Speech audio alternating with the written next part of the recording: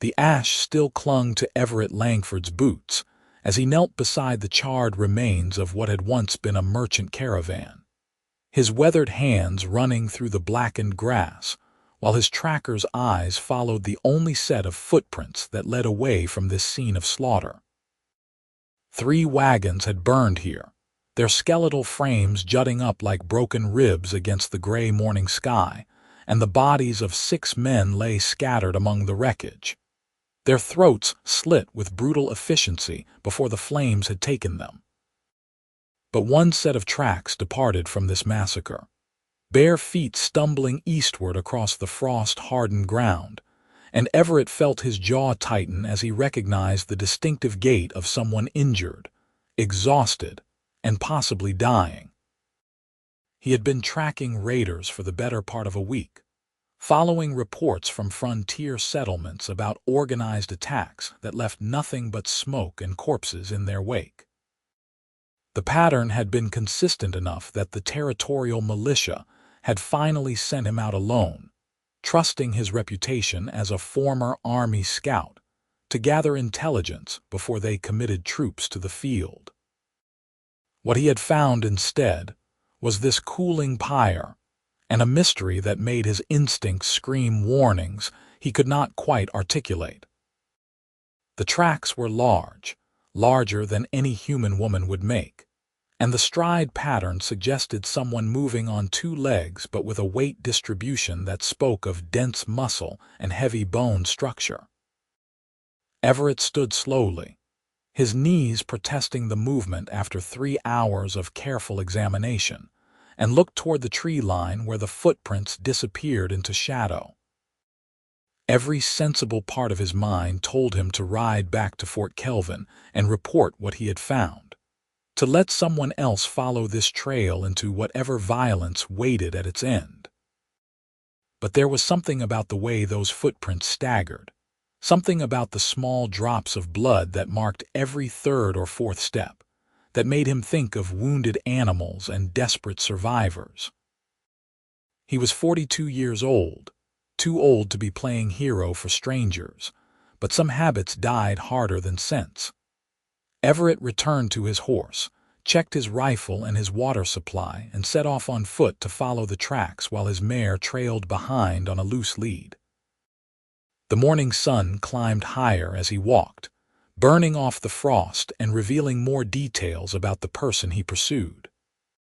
She had stopped twice to rest in the first mile, sitting heavily in places where the grass was crushed flat, and once she had vomited what looked like bile and blood onto a flat rock.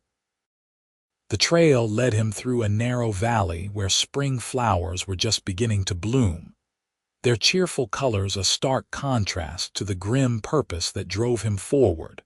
By noon, Everett had covered nearly 5 miles, and the tracks were growing more erratic. Whoever he followed was failing fast, their steps shorter and more uneven, their rest stops more frequent. He found a place where they had fallen completely, face first into soft earth, and the scrabble marks of hands and feet showed how much effort it had taken to rise again. His unease grew with every passing hour, because nothing about this pursuit matched the profile of a raider fleeing justice. Raiders traveled in groups, rode horses, and covered their tracks with practiced efficiency. This was someone alone, on foot, and dying by inches. The sun was past its zenith when Everett finally saw her, collapsed in the shadow of a massive oak tree that marked the boundary of what had once been a homestead. The cabin was long abandoned, its roof caved in and its walls green with moss, but the tree remained as sturdy as it had been for centuries. And beneath its spreading branches lay an orc girl, her green skin mottled with bruises and burns, her leather clothing torn and blood-soaked, her breathing so shallow that at first Everett thought she might already be dead.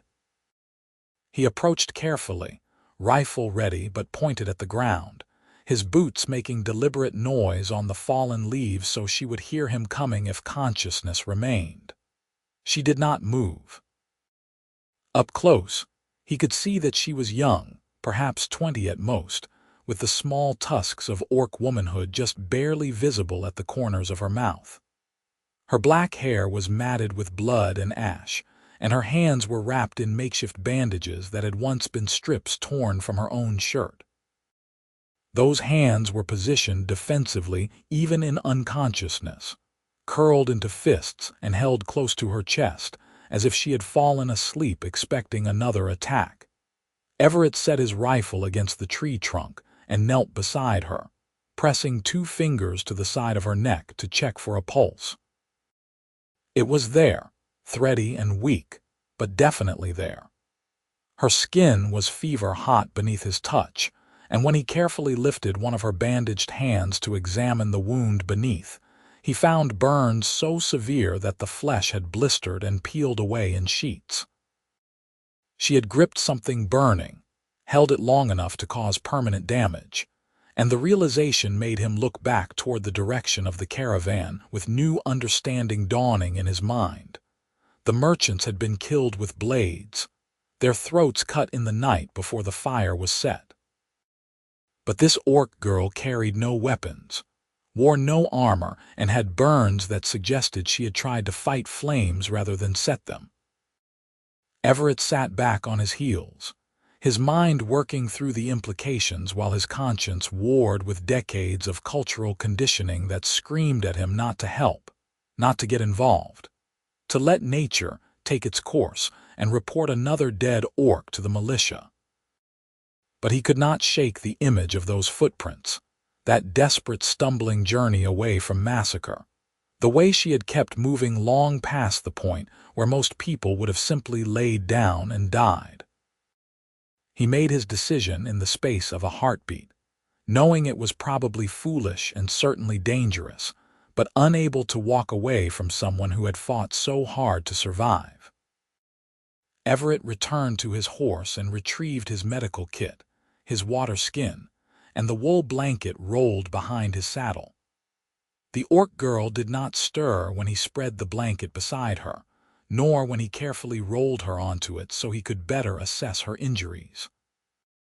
In addition to the burns on her hands, she had a deep gash across her ribs that had scabbed over but still seeped, bruises that covered most of her visible skin, and what looked like the early stages of infection setting into multiple wounds. He cleaned what he could with water and strips of clean cloth, applied the herbal salves his sister had made for him before his deployment, and wrapped fresh bandages around the worst of the damage. The orc girl's breathing hitched when he touched the burn on her left hand, and her eyes fluttered open for just a moment, revealing irises the color of amber that focused on his face with confusion and fear.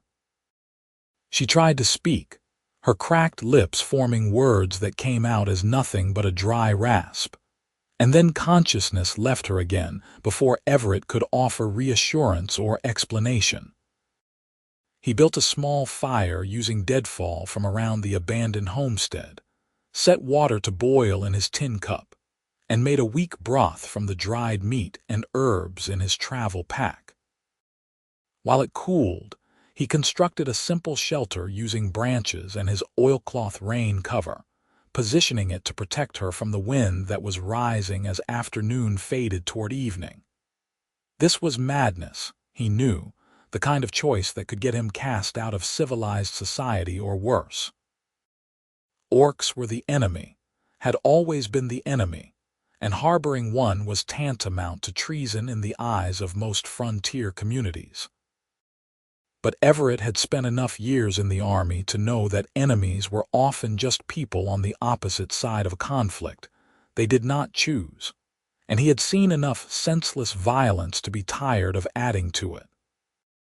So he stayed with the orc girl as twilight painted the sky in shades of purple and gold, and he carefully dripped broth between her lips whenever she seemed close to waking, and he changed the wet cloth on her forehead every hour to fight the fever that made her skin burn like forge-heated metal. She woke fully sometime after midnight, her amber eyes snapping open with the alertness of someone accustomed to danger, her body tensing as she registered the unfamiliar surroundings and the human man sitting beside her with a rifle across his knees. Everett saw the moment she prepared to fight or flee, saw her muscles coil despite the obvious pain that movement caused, and he raised one hand in a peaceful gesture while keeping the other well away from his weapon. "Easy," he said quietly, his voice rough from disuse. "You are safe. I am not going to hurt you." The orc girl stared at him with naked suspicion, her breathing quick and shallow, her eyes darting from his face to the rifle to the surrounding darkness, as if calculating odds and options. When she spoke, her voice was a ruined whisper, abraded by smoke and screaming and gods knew what other horrors. "Why?" It was perhaps the most complex single syllable Everett had ever heard, containing within it the weight of centuries of conflict and the desperate confusion of someone who had no reason to expect kindness from his kind. He met her gaze steadily, seeing intelligence and pain in equal measure looking back at him, and decided that the only acceptable answer was the truth. "Because you needed help," he said simply. "And because whatever happened back at that caravan, I do not think you were the one who killed those men." Her eyes widened slightly at that, and then her face crumpled with an emotion so raw that Everett had to look away to give her privacy. She did not cry exactly, but her breathing became hitched and uneven, and when he glanced back at her, he saw that she had curled onto her side with her bandaged hands pressed against her mouth, as if trying to hold back sounds that might give away her position to enemies that were no longer there. He let her regain her composure in silence, adding wood to the fire and checking the surrounding forest with the automatic alertness of someone who had survived too many ambushes to ever be truly relaxed in the wilderness. When she finally spoke again, her voice was stronger, though still damaged beyond what a few days of rest would fully heal. "They came in the night," she said, not looking at him, her gaze fixed on the flames. "Human raiders, maybe 20 of them. They killed the guards first, then the merchants in their sleep. I was chained in the back of the middle wagon, cargo being transported to a frontier town where some farmer thought he could use orc labor for cheap." Everett felt his stomach twist at the casual way she said it, as if being sold into what amounted to slavery was simply another fact of life for her people. He wanted to protest that not all humans participated in such practices, but he knew it would ring hollow given the reality of what she had endured. "The raiders set the wagons on fire," she continued, her voice taking on a distant quality as she relived the horror. "They laughed while they did it, made jokes about roasting meat. I could reach the chain lock through the bars, but it was already heating up from the flames. I wrapped my hands in my shirt and pulled until something gave way. The skin came off in strips, but I got free. Everyone was already dead by then. The raiders had moved on to looting. I ran while they were distracted."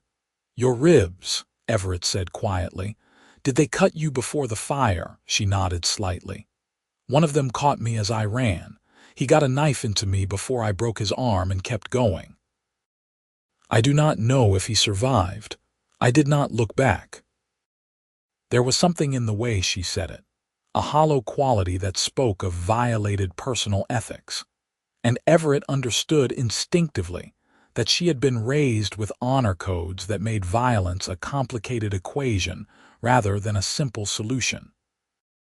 He had known orc soldiers during the last war who fought with more discipline and mercy than many human units, though such observations were rarely shared in polite company. "What is your name?"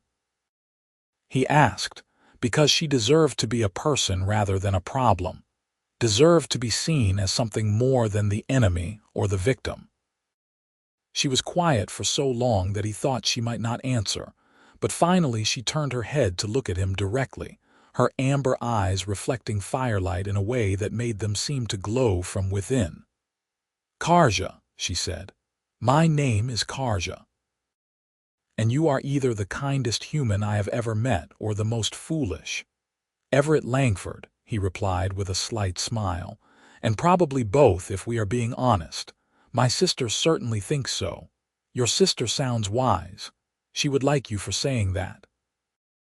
It was a strange conversation to be having in the middle of the wilderness, with someone his own people would consider a mortal enemy. But Everett found himself relaxing incrementally as they talked. Karja had a direct way of speaking that he appreciated, a lack of artifice that made her easy to read and easier to trust.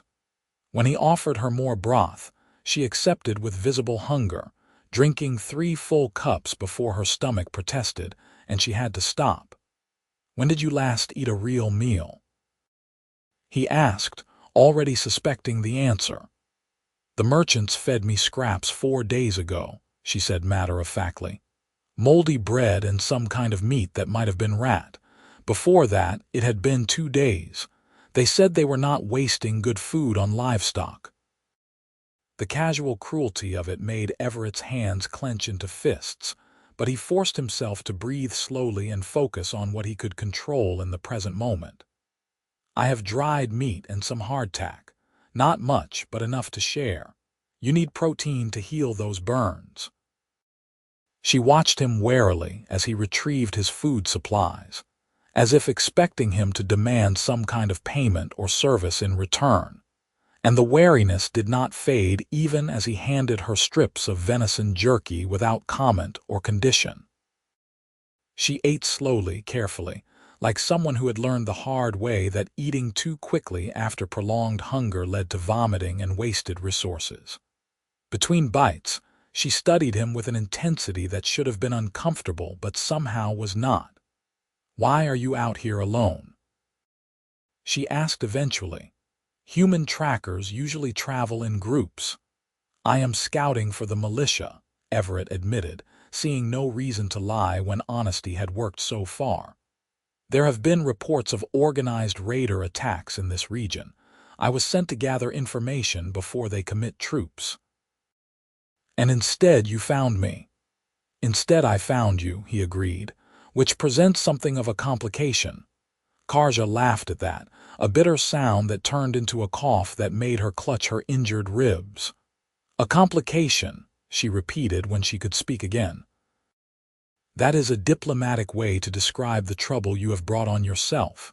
If your militia finds you helping an orc, they will call you a traitor. Probably, Everett said calmly, but I am not planning to advertise our association. Once you are strong enough to travel, I can get you to the border of orc territory. From there, you should be able to find your way home. She was quiet again, but this time the silence felt heavier, weighted with something Everett could not quite identify. When Karja spoke again, her voice was barely above a whisper, and he had to lean closer to hear her over the crackling fire. I have no home to return to, she said. My clan cast me out 6 months ago for refusing to participate in a raid on a human settlement. They said I had gone soft, that I valued human lives over orc honor. They beat me, took everything I owned, and left me at a crossroads to survive or die as fate decided. I was trying to reach the southern territories, where mixed communities are more common when the merchants found me. They offered transport in exchange for labor. I did not realize they meant slavery until the chains came out. Everett felt something shift in his chest, a recognition of shared experience that transcended species and culture.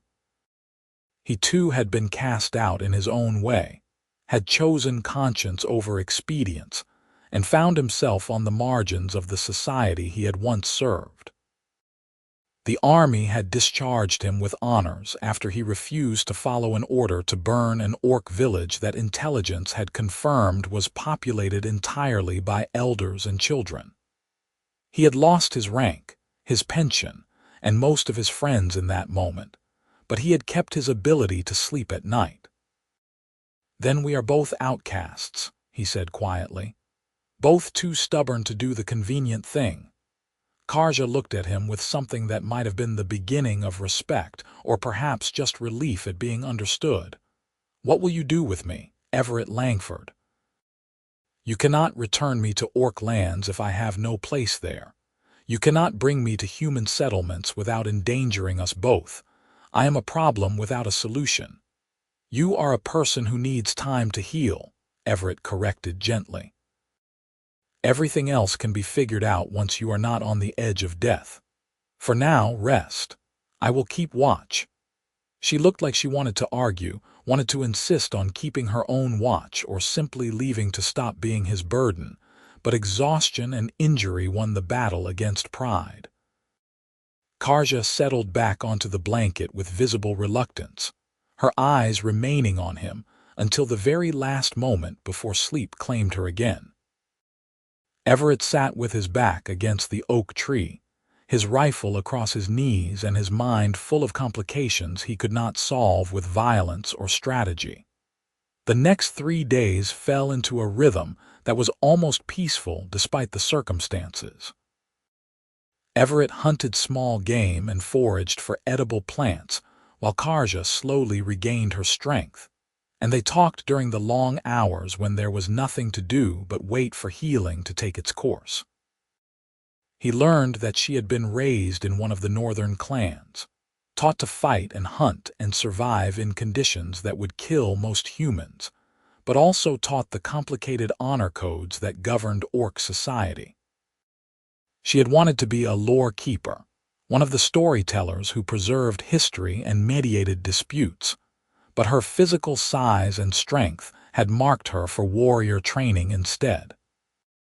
She learned in turn that Everett had grown up on a small farm in the Eastern Territories, the youngest of 4 children and the only son, that he had joined the army at 18 seeking adventure and found mostly mud, blood, and moral compromise. His 3 sisters had all married and started families while he was deployed, and now lived in various frontier towns with varying degrees of success. The sister who made his medical supplies, Emma, was a healer in Fort Kelvin and the only family member who still spoke to him regularly after his discharge. On the 4th day, Karja was strong enough to walk short distances without needing to rest, and Everett made the decision to move them to a more defensible location further from the main trails. The abandoned homestead was too exposed, too likely to attract attention from either raiders or militia patrols. He knew of a cave system about 10 miles north, hidden in a limestone ridge that offered shelter and water from an underground spring. It would be a hard journey for someone still recovering from severe injuries, but staying in one place too long was a risk he could no longer justify. They traveled slowly, taking frequent breaks, and Everett found himself watching Karja with growing admiration for her resilience. She never complained despite the obvious pain each step caused, never asked him to slow down or carry more of their meager supplies. There was a stoic dignity to the way she moved through discomfort that reminded him of the best soldiers he had known, the ones who understood that survival sometimes meant simply putting one foot in front of the other until you reached safety. The caves were as he remembered them, a network of limestone chambers carved by ancient water flows, the main entrance hidden behind a curtain of evergreen shrubs that made it nearly invisible from more than 20 feet away. The underground spring provided cold, clean water that pooled in a natural basin before draining away through cracks in the stone floor. Everett had used this place as a way station during his scouting years, and he had cached supplies here for emergencies, a practice that now proved providential. He retrieved the waterproof crate he had buried beneath stones in the deepest chamber, finding the candles, the spare ammunition, the sealed tins of food, and the heavy wool blankets all intact despite 2 years of storage. Karja watched with interest as he distributed their new wealth, her eyes widening slightly when she saw the quantity of supplies suddenly available to them. "You planned for this," she observed, "for needing to disappear." "I planned for possibilities," Everett corrected. The frontier is not a forgiving place. Having bolt holes seemed like wisdom rather than paranoia. "And now your paranoia shelters us both." "Now my paranoia shelters us both," he agreed with a slight smile. They spent the evening organizing their living space, and Everett tried not to notice how domestic the entire endeavor felt, how easily they fell into patterns of cooperation that should not have existed between people from opposite sides of a cultural divide. Karja had opinions about the best placement for their fire ring to maximize heat distribution, and Everett deferred to her expertise in cave dwelling with a grace that surprised them both. By the time full darkness fell, they had created something that felt almost like a home, however temporary it might prove to be. That night, sitting on opposite sides of the fire, Everett asked the question that had been troubling him since he first found her. "The raiders who attacked the caravan, did you recognize their insignia? Any identifying marks or speech patterns?" Karja's expression darkened, and she was quiet for a long moment before answering. "They wore black scarves tied around their left arms, and their leader had a brand on his neck shaped like a wolf's head. I have heard stories about a group that operates in these territories, mercenaries who hire themselves out to anyone with gold and few scruples. They call themselves the Blackmaw Company." Everett felt ice run down his spine at the name. He knew the Blackmaw Company, knew their reputation for brutality and their complete lack of honor in combat. They had been irregular auxiliaries during the last war, used for missions that regular army units would refuse, and there had been numerous attempts to prosecute them for war crimes that all mysteriously disappeared into bureaucratic dead ends. If they were operating openly in this region, it meant someone with significant resources was funding them, and the attacks on frontier settlements were likely just the beginning of something much larger. "I need to report this," he said quietly. "The militia needs to know that the Blackmaw Company is active in this territory, but if I go to Fort Kelvin, I will have to explain how I came by this information." "You will have to betray me to protect your people," Karja said flatly. "I understand. It is what any reasonable person would do." But Everett was already shaking his head, his mind working through alternatives and risks. "Emma could deliver a message for me. She knows how to reach the militia commander without going through official channels. If I can get word to her, she might be able to pass along the intelligence without revealing the source." "Why would you risk that?" Karja asked, and there was genuine confusion in her voice. "You owe me nothing. I am just an orc you happened to find in the woods." "Your loyalty should be to your own people." "My loyalty is to doing the right thing," Everett said firmly, "which includes keeping you safe and stopping the Blackmaw Company from slaughtering more innocent people. Those goals are not mutually exclusive." Something changed in the way Karja looked at him after that. A subtle shift in her expression that suggested she was reevaluating her understanding of who he was and what he represented. She was quiet for a long time, staring into the fire, and when she finally spoke again, her voice carried a vulnerability he had not heard from her before. "I have never met a human like you," she said softly. "Most of your kind see us as animals at best, demons at worst.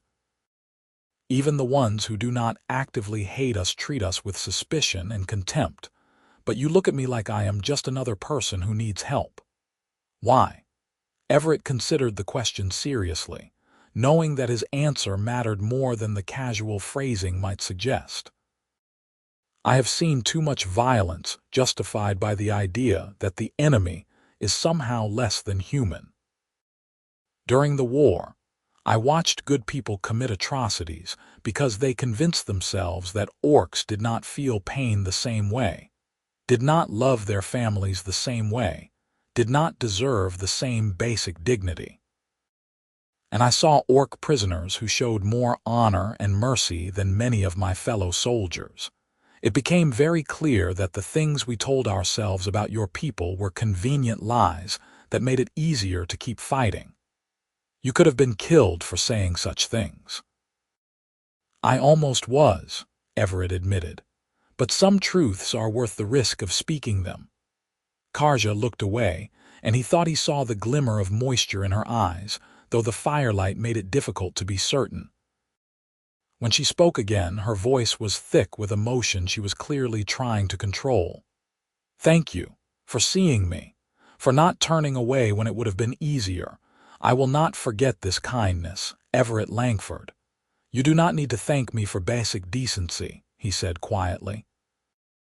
"But you are welcome all the same." The silence that followed was comfortable rather than awkward, and they sat together until the fire burned low before retiring to their separate bedrolls on opposite sides of the cave.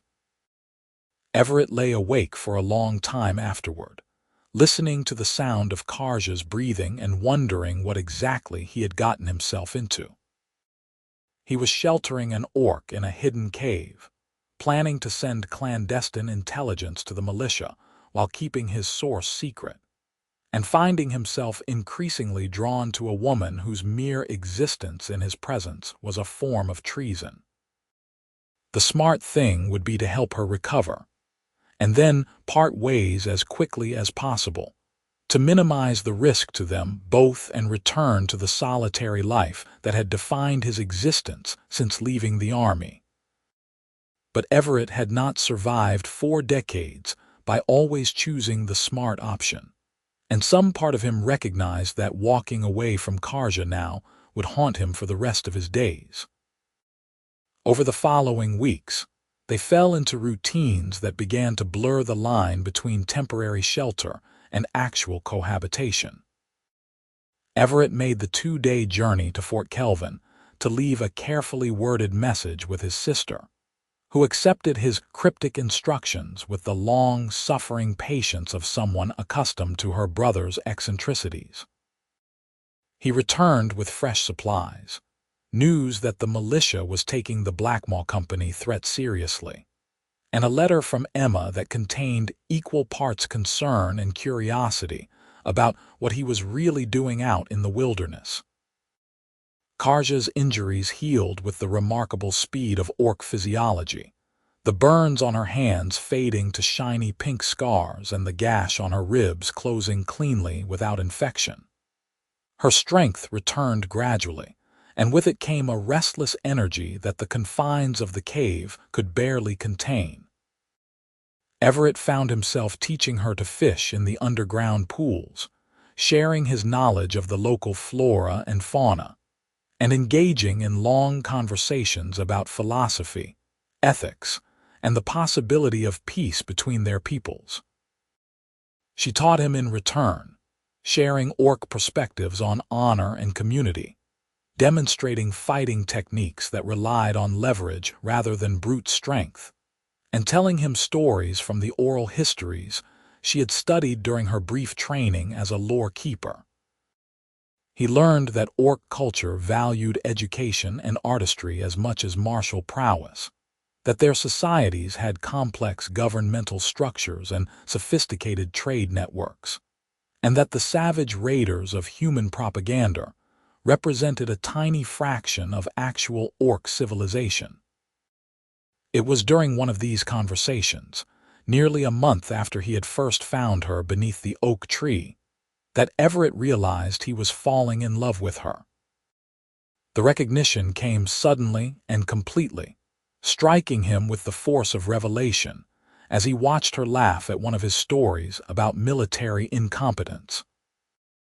The firelight caught the green of her skin and made it seem to glow from within, and her amber eyes sparkled with genuine mirth, and he understood with perfect clarity that he wanted nothing more than to keep making her laugh for as long as she would let him. The realization terrified him. Loving Karja meant accepting that his already tenuous connection to human society was probably severed forever. It meant choosing a life on the margins, always looking over his shoulder, always ready to defend their right to exist together against a world that would see their relationship as unnatural or obscene. It meant risking everything for someone he had known for barely more than a month, and every rational part of his mind screamed that he was being a fool. But Everett had spent too many years being rational, being cautious, being the good soldier who followed orders and ignored his conscience. He had earned his isolation through a lifetime of choosing duty over desire, and the prospect of continuing that pattern until he died alone in some frontier cabin suddenly seemed like the greater foolishness. So he acknowledged the truth of his feelings to himself, if not yet to Karja, and decided that he would simply have to be brave enough to see where this impossible situation led. He did not notice that Karja had fallen silent during his internal epiphany, or that she was watching him with an intensity that suggested her own thoughts were traveling similar paths. It was only when she spoke his name softly, tentatively, that he looked up and found her gaze locked on his with an expression that made his breath catch. "Everett," she said again, and there was a question in the way she said it, a vulnerability that matched what he felt rising in his own chest. "I need to tell you something, and I need you to be honest with me about what it means."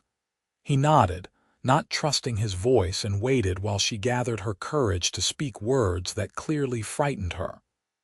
"I am not blind to what has been growing between us," Karja said slowly. "These weeks we have spent together, learning from each other, caring for each other, it has become more than simple survival or convenience. You look at me with a tenderness that no one has shown me since my mother died. You touch my hand when you change my bandages with a gentleness that speaks of deeper feeling. And I find myself watching for your return when you are gone, counting the hours until I hear your voice again, imagining futures that I know are impossible for someone like me." Everett felt his heart hammering against his ribs, felt the weight of the moment pressing down on him like a physical force. This was the edge of the precipice, the point where he could step back into safety or leap forward into beautiful uncertainty. He chose the leap. "They are not impossible," he said quietly, and watched her eyes widen at the implication. "Difficult, yes. Dangerous, absolutely.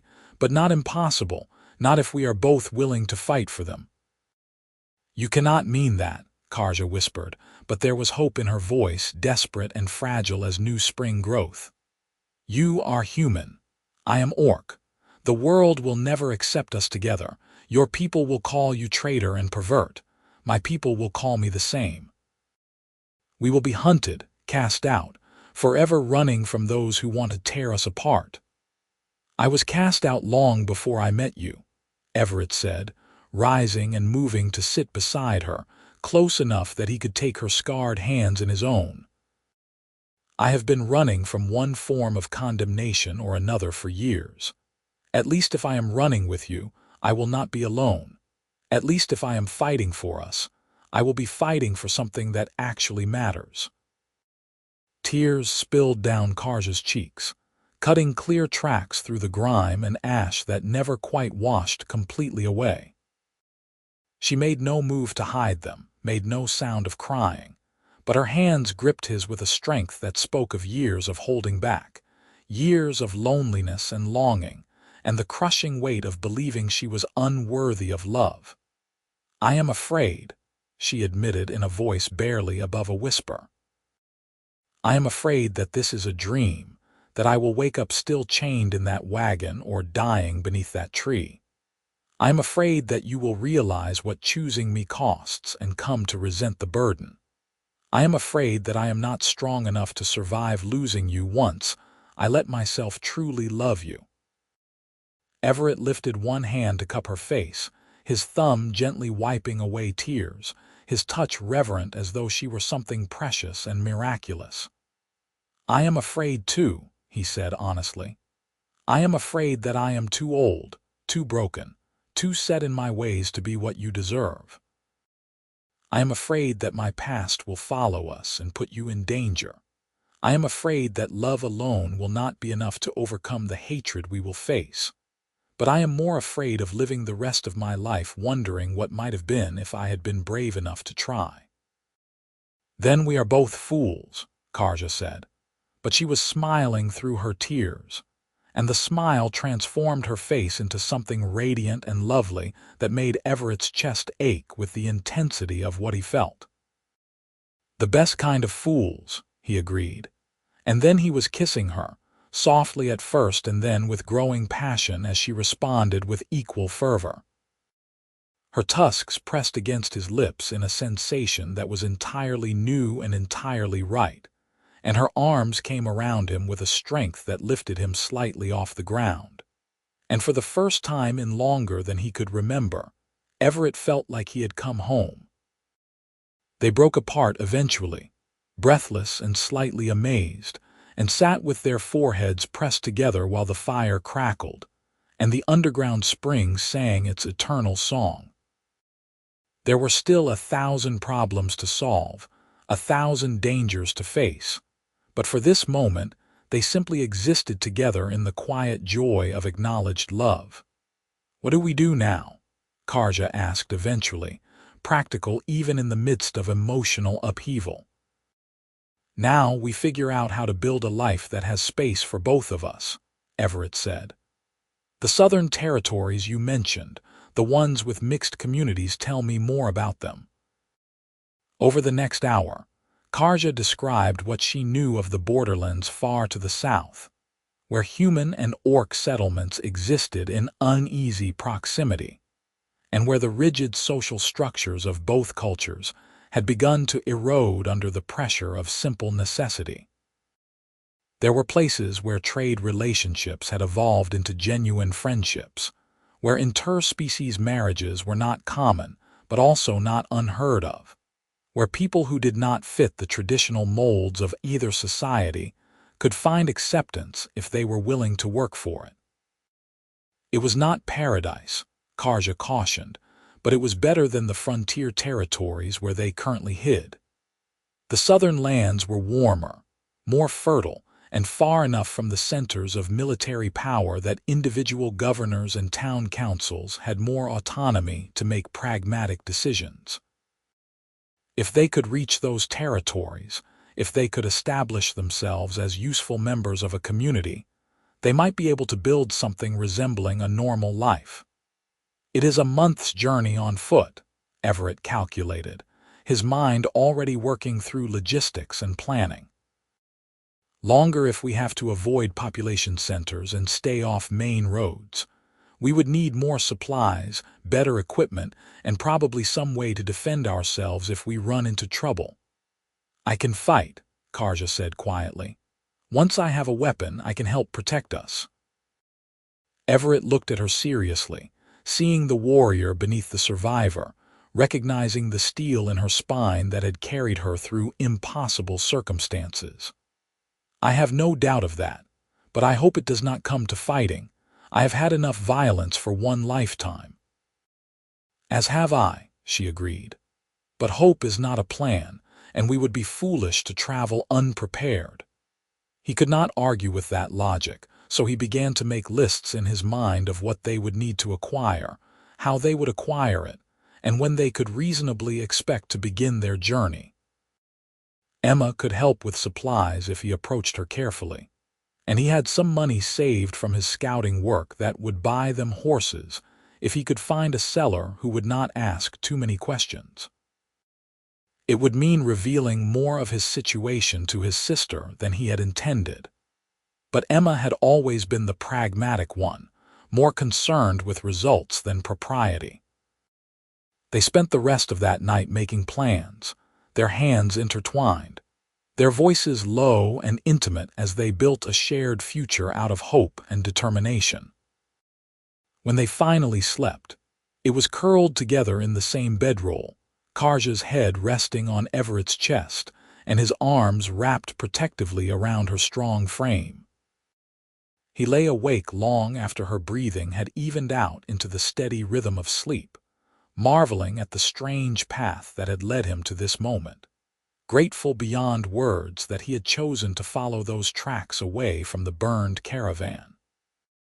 The next morning brought a problem that threatened to derail their plans before they could even properly begin. Everett had gone out to check his snares and scout the surrounding area, a routine he maintained to ensure they had adequate warning if anyone came near their hiding place. He returned to find Karja standing at the cave entrance, her body tense with alertness, her eyes fixed on something in the distance that he could not immediately see. "What is it?" he asked quietly, coming to stand beside her and following her line of sight. "Smoke," she said, pointing toward a narrow column of gray rising from the valley below. "Campfire may be 3 miles from here. It was not there yesterday." Everett felt his stomach tighten with unease. The valley below their ridge was supposed to be uninhabited, too rough and remote to attract settlers or travelers. Anyone camping there was either lost, hiding, or hunting, and none of those options boded well for their security. "I need to get closer, see who it is," he said, already mentally preparing for a reconnaissance mission. "We need to get closer," Karja corrected firmly. "You will need someone to watch your back, and I am much better at moving quietly through rough terrain than you are. No offense." "None taken," Everett said, recognizing the truth of her statement. Orcs were ambush predators by evolutionary design, built for stealth and sudden violence in a way that humans simply were not. "But if we run into trouble, you need to promise me you will run. Do not try to be a hero." Karja gave him a look that suggested she thought he was being ridiculous, but she nodded her agreement. "The same applies to you. We survive together, or we do not survive at all." They gathered minimal supplies and began the careful descent down the limestone ridge, moving slowly and using every scrap of cover the landscape provided. Karja had been right about her stealth capabilities. She moved like a ghost through the underbrush, her large frame somehow making no sound, despite the dry leaves and brittle twigs that should have announced her presence. Everett did his best to match her silence, falling back on old training and newer humility about his own limitations. It took them nearly 2 hours to cover the 3 miles, but by the time they reached a vantage point overlooking the camp, Everett was grateful for their caution. The smoke came from a small cooking fire around which 6 men sat, their gear and weapons marking them clearly as the kind of hardened mercenaries who sold their violence to the highest bidder. Even from a distance, Everett could see the black scarves tied around their left arms, and when one of them stood to add wood to the fire, the wolf's head brand on his neck was clearly visible. Blackmaw Company. The same raiders who had attacked Karja's caravan, now camped within striking distance of their cave. Everett felt Karja's hand grip his arm tightly, felt the tension radiating from her body as she recognized the men who had nearly killed her. He could hear her breathing quicken, could sense her preparing to either fight or flee, and he placed his hand over hers in a gesture meant to ground and reassure. "We need to know what they are doing here," he whispered directly into her pointed ear. "Whether they are tracking us specifically or just passing through. Can you hear what they are saying?"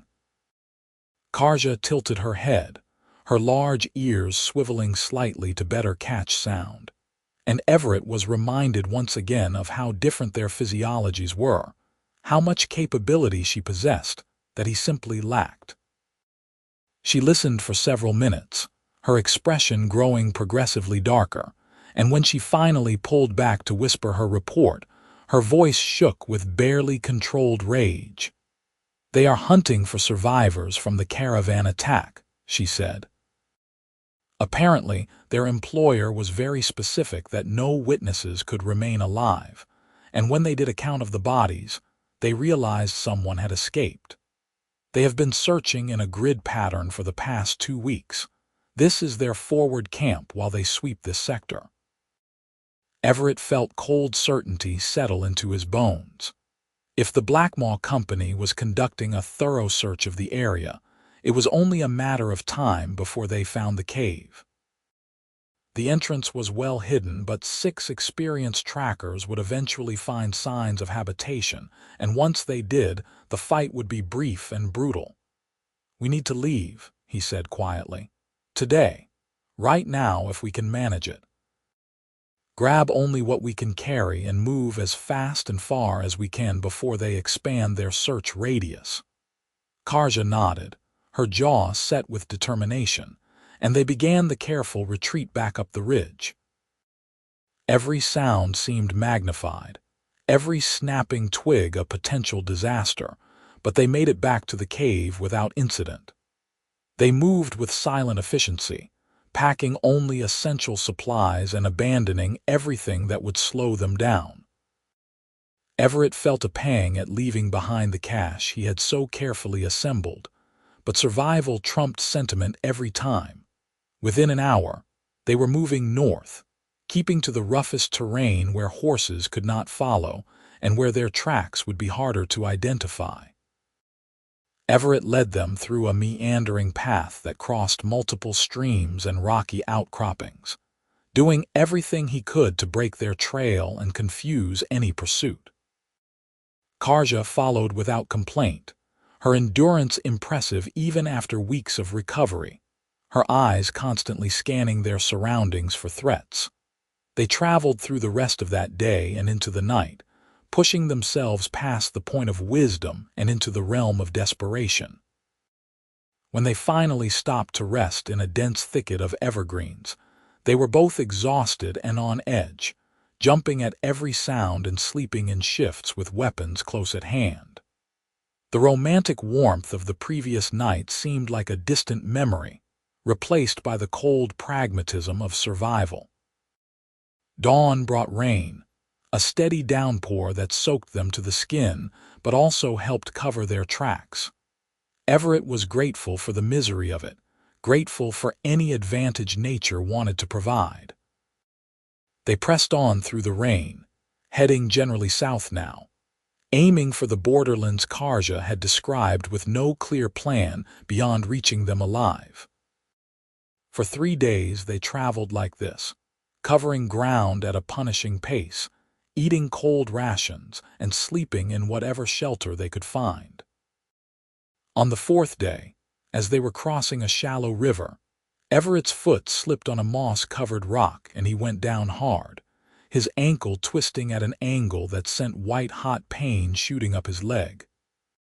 He managed not to cry out, but he could not quite contain the sharp hiss of breath that escaped through his clenched teeth. Karja was at his side instantly, her strong hand steadying him as he regained his feet, and immediately discovered that his left ankle would not bear weight without excruciating protest. He tested it twice more, hoping it was just a twist that would work itself out, but the swelling was already beginning, and the pain was getting worse rather than better. "How bad?" Karja asked, her voice tight with concern. "Bad enough that I cannot walk properly," Everett admitted, hating the timing with every fiber of his being. "Probably a severe sprain, maybe a minor fracture. I need to immobilize it and stay off it for several days." "We do not have several days," Karja said, looking back the way they had come as if expecting to see pursuit cresting the ridge at any moment. "The Blackmaw Company will not stop searching just because it is inconvenient for us." "I know," Everett said through gritted teeth. "Help me to that stand of birch trees. I can hide there while you continue on. Once I have healed enough to travel, I will follow." Karja looked at him like he had suggested she cut off her own arm, her expression a mixture of fury and disbelief. "Absolutely not." I am not leaving you injured and alone with murderers on our trail. That is not a plan. That is suicide." "It is survival," Everett countered. "If they catch us together, we both die. If you go ahead and I stay hidden, at least you have a chance." "I do not want a chance without you," Karja said fiercely, and there was such raw emotion in her voice that it cut through his pragmatic calculations like a blade. "We survived together, remember. That is what we agreed." Everett wanted to argue, wanted to insist that his injury changed everything, and that her survival mattered more than his pride or his presence. But the look in her amber eyes stopped the words before they could form. She had lost everything else: her clan, her home, her future, and he understood with sudden clarity that asking her to lose him too would break something essential in her that might never heal. "Then you need to carry me," he said quietly. "I am not light, and it will slow us down significantly. But if you are determined not to leave me behind, that is our only option." Karja's response was to simply scoop him up in her arms as though he weighed no more than a child, her orc strength making a mockery of his 6 feet and 180 pounds. She adjusted his position until his injured ankle was supported, and his weight was distributed across her frame. And then she started walking with a grim determination that would have been admirable if Everett were not acutely aware of how unsustainable this arrangement was. Still, she carried him for the rest of that day, stopping only occasionally to rest and drink water, her breathing labored but steady.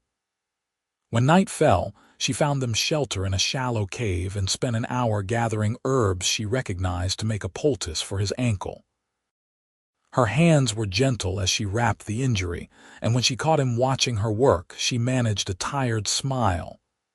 "You took care of me when I was injured," she said simply. "Now I take care of you. This is what partners do. Partners." The word settled into Everett's chest like a stone dropping into still water, sending ripples of meaning outward in ways he was still processing. They were partners now, bound by shared danger and acknowledged love, responsible for each other's survival and happiness in equal measure. "I am sorry," he said quietly. "This is not how I wanted our journey to go. Nothing about our situation is how either of us wanted things to go," Karja replied with practical wisdom. "But we make the best of what we have and we keep moving forward. That is all anyone can do." They slept wrapped around each other that night, taking what comfort they could from physical closeness and the warmth of shared body heat. In the morning, Karja carried him again, and the morning after that, and the one after that. His ankle healed slowly, the swelling gradually receding and the pain becoming manageable rather than agonizing, but it was nearly 2 weeks before he could walk without assistance. By the time his ankle had recovered enough for him to travel under his own power, they had covered perhaps a third of the distance to the southern borderlands, and both of them were showing the strain of constant movement and inadequate rest. They had seen no sign of pursuit, but Everett knew better than to assume they were safe. The Blackmaw Company was nothing if not persistent, and their employer had clearly invested significant resources in making sure no witnesses survived their raids. One evening, as they were setting up camp in a narrow canyon that offered good cover, Karja asked the question that had clearly been troubling her for days. "Why do you think they care so much about eliminating witnesses? Raiders usually just attack and move on." This level of thoroughness suggests something more organized, more dangerous. Everett had been considering the same question, and his conclusions were not comforting. "I think someone is planning something much larger than random raids on frontier settlements. The Blackmaw Company is not cheap to hire, and a systematic campaign to silence witnesses suggests they are building toward an operation that requires secrecy. If I had to guess, I would say someone is planning to destabilize this entire region, maybe start a new conflict between human and orc territories." To what end? Karja asked, though her tone suggested she had her own theories. Land grabs, probably, Everett said. There are people in the Eastern Territories who have been pushing for expanded settlement into what is currently considered Orc land. If they could engineer a situation where military action seemed justified, where public opinion turned against Orcs enough to support invasion, they could seize resource-rich territory under the banner of security and defense. Karja was quiet for a long time, her expression distant and troubled. My people have stories about the last time humans decided they needed more land, she said eventually. Entire clans were wiped out, children were killed in their beds, elders were burned alive in their halls. It took generations for us to recover, and even now there are regions that remain uninhabited because the earth itself remembers the bloodshed. I will not let that happen again, Everett said with quiet intensity. Once we reach the Southern Territories, once we are safe, I will find a way to get this information to someone who can act on it. There are still good people in positions of power, still leaders who value peace over profit. We can stop this. One injured scout and an outcast orc against whatever conspiracy has enough money to hire the Blackmaw Company, Karja said with a bitter smile. Those are not good odds. We have survived worse odds already, Everett pointed out. And we are not alone. Emma will help if I ask her. There are others like us, people who have seen through the lies and are tired of the violence. We just need to find them and convince them to act. Karja looked at him with something that might have been awe, might have been exasperation, might have been some mixture of both. You really believe that, do not you? You really think we can make a difference? I have to believe it, Everett said simply. Because the alternative is accepting that the world will always be this broken, and I refuse to give up that hope. Not when I have finally found something worth fighting for. He meant her, meant the future they were trying to build, and she understood that without him needing to elaborate. Karja moved closer and kissed him gently, her tusks cool against his lips, her scarred hands cradling his face with a tenderness that made his heart ache. Then we will find a way, she said when they parted. Together. The journey continued for another month, a slow and careful trek through wilderness that gradually gave way to more settled lands. They began to see farms in the distance, small villages clustered around crossroads, and the occasional patrol of local militia that they avoided with careful timing and well-practiced stealth. The closer they got to the southern borderlands, the more diverse the population became, and Everett began to see what Karja had described humans and orcs living in proximity, if not quite harmony. Trade relationships that had evolved into grudging mutual respect, and communities that were too pragmatic to care much about the ethnic composition of their neighbors. They reached the town of Millbrook on a warm afternoon in late spring, the air heavy with the scent of flowers and fresh bread. It was a modest settlement, perhaps 200 people divided roughly equally between human and orc families, built around a crossroads that connected 3 different territories. The buildings were a mixture of human and orc architectural styles, and the market square featured merchants of both species selling goods to customers who seemed to care more about quality and price than the seller's ethnicity. Everett and Karja stood on the outskirts of town, both of them suddenly uncertain about how to proceed. They had been traveling alone for so long that the prospect of actually interacting with civilization felt foreign and vaguely threatening. But they needed supplies, information, and potentially a place to settle at least temporarily while they planned their next moves. "Ready?" Everett asked, reaching for Karja's hand and lacing his fingers through hers. She looked down at their joined hands, at the visible declaration of their relationship that would be immediately apparent to anyone who saw them, and then she met his eyes with a mixture of fear and determination. "Ready," she said. They walked into Millbrook together, their heads high despite the nervousness that made Everett's heart race. The first few people they passed did double takes at the sight of a human man and orc woman holding hands, but the reactions were more curious than hostile. An elderly human woman actually smiled at them from her porch, and a group of orc children ran past, without even seeming to notice that they were anything unusual. In the market square, they found a general store run by a mixed-species couple, a human man and an orc woman, who welcomed them with easy friendliness and helped them select supplies without asking intrusive questions about their relationship or their purpose in town. When Everett paid for their goods, the human proprietor mentioned that there was a boarding house 2 streets over that took long-term residents if they were looking to stay for a while. "We might be," Everett said carefully. "We have been traveling for a long time. It would be good to rest somewhere with actual beds." "Old Martha runs a good establishment," the proprietor said. "Clean rooms, fair prices, and she does not care who is sleeping in what bed as long as rent is paid on time. Tell her Gregor sent you." They found the boarding house easily.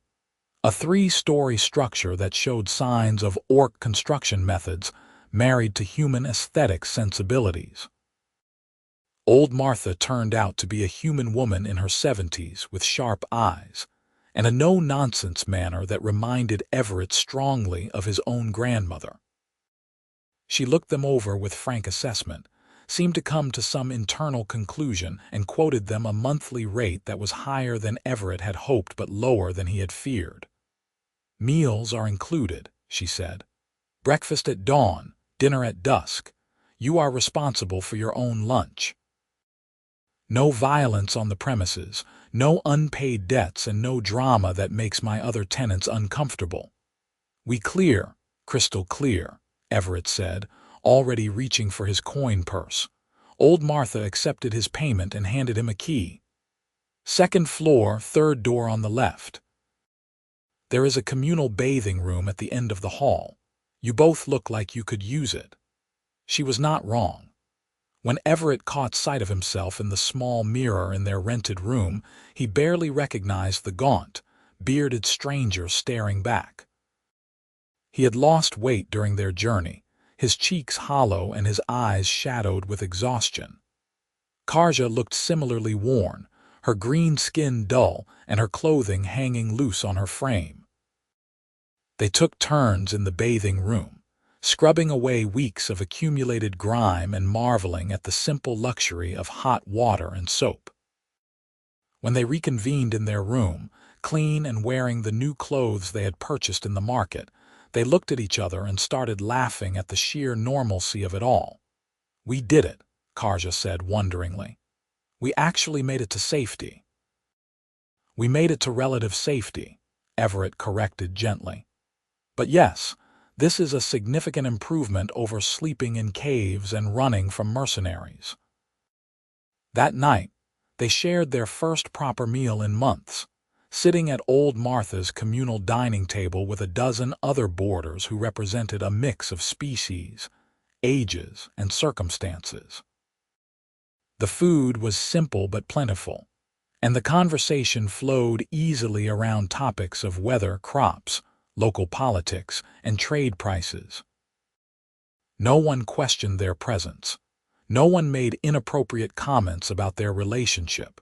And by the end of the meal, Everett felt something in his chest loosen that had been tight since the moment he found Karja beneath that oak tree. Over the following weeks, they began to build something resembling a life in Millbrook. Everett found work as a scout for a local logging company that needed someone to survey new timber stands and plan extraction routes. Karja discovered that her physical strength and her lore keeper training made her valuable as a combination manual laborer and record keeper for the town's largest farm cooperative. The work was honest, the pay was fair, and for the first time in longer than either of them could remember, they had a sense of stability and belonging. They settled into rhythms that felt almost domestic, rising together in the pre-dawn darkness, working their respective jobs during the day, and reconvening in the evening to share meals and conversation. On rest days, they explored the surrounding countryside, discovering swimming holes and meadows and quiet places where they could be alone together without the eyes of the town upon them. They made love beneath open skies, in rented beds, against trees and on riverbanks, learning each other's bodies with the reverence of people who understood how rare and precious their connection truly was. But Everett could not completely let go of his knowledge about the Blackmaw Company and whatever larger conspiracy they served. He wrote letters to Emma, carefully worded messages that contained intelligence without explicitly revealing his location or situation. She wrote back with increasing frequency, her responses suggesting that she was taking his warnings seriously and passing information to people who had the authority to investigate. 3 months after their arrival in Millbrook, Emma's letters abruptly stopped. Everett tried to convince himself there were innocent explanations. She was busy. The mail service was unreliable. She had simply forgotten to write. But his instincts, honed by years of military service and frontier survival, screamed that something was wrong. When 2 more weeks passed with no word, he made the difficult decision to return to Fort Kelvin to check on his sister. Karja insisted on coming with him, and though Everett worried about the risks of bringing her into a military town, he also knew better than to try to convince her to stay behind when his safety was potentially at stake. They made the journey in less than a week, traveling on horses they purchased with their combined savings, and approached Fort Kelvin with caution born of experience. The town looked normal from a distance, but as they drew closer, Everett began to notice troubling details. The militia presence was heavier than usual, with armed patrols on every major street. There were new fortifications around the perimeter, trenches and sharpened stakes that suggested preparation for attack or siege. And the civilian population seemed nervous, people moving quickly with their heads down, avoiding eye contact with soldiers. They found Emma's house on the outskirts of town, a modest cottage where she maintained her healing practice.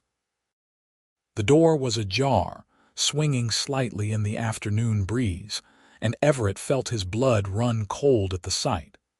He approached carefully, Karja at his side, both of them ready for violence. The interior of the cottage had been ransacked. Furniture was overturned, shelves were swept clear, and Emma's carefully organized medical supplies were scattered across the floor. But there was no blood, no signs of struggle, just the systematic destruction of someone searching for something specific. Everett moved through the rooms with growing dread, looking for clues about what had happened to his sister. He found her journal in the fireplace, partially burned but still partially intact. The remaining pages contained notes about the Blackmaw Company, lists of names and dates that corresponded to raids in the frontier territories, and speculation about political connections that went all the way up to the territorial governor's office. Emma had been investigating, had been asking dangerous questions, and someone had noticed. "We need to find her," Karja said quietly, reading over his shoulder. "If she was taken because of information you sent her, then we are responsible for whatever happens." Everett nodded grimly, his mind already working through the problem. Emma was a civilian healer with no combat training and no experience evading capture. If the Blackmaw Company or their employers had her, she was in serious danger. But finding her would require taking risks that might expose both him and Karja to the same threats. "The garrison commander is a man named Colonel Winters," Everett said slowly. I served with him during the war. He is not a good man, but he is a practical one. If Emma was arrested officially, he would have her in the fort's detention cells. If she was taken by someone else, he might know who and why. Can you trust him? Karja asked. Not even a little, Everett admitted. But I can appeal to his self-interest. He does not like complications or threats to his authority. If there is a conspiracy operating in his territory without his knowledge, he will want to know about it. They left the cottage and made their way through town to the fort, moving carefully to avoid drawing attention. The main gate was heavily guarded, but Everett still had his old military identification papers. And after some tense negotiation and the implied threat of creating a scene, they were granted an audience with Colonel Winters. The colonel had aged badly since Everett last saw him, his face lined with stress and dissipation, his uniform straining across a belly that suggested too much desk work and too little physical activity. But his eyes were still sharp, still calculating, and they narrowed dangerously when Everett walked into his office with an orc woman at his side. "Langford," Winters said flatly, "I heard you had become a wilderness hermit. What brings you back to civilization, and why in the name of all that is holy did you bring that creature with you?" Everett felt Karja tense beside him at the slur, felt his own anger rising in response, but he forced himself to remain calm and focused. "That creature is my wife," he said evenly, lying with the ease of someone who knew the truth was too complicated for this moment. "And I am here to ask about my sister, who seems to have disappeared from her home under suspicious circumstances." Winters's expression flickered with something that might have been genuine surprise or might have been carefully performed innocence. "Emma Langford the healer. I was not aware you two were still in contact. As far as I know, she left town of her own accord 3 weeks ago. Closed her practice and moved to the Eastern Territories. Her house was ransacked," Everett said. "Her belongings were destroyed. That does not suggest a planned relocation." "Perhaps she made enemies," Winters said with a shrug. "Healers sometimes get involved in disputes they should avoid." "It is unfortunate, but not the concern of the military."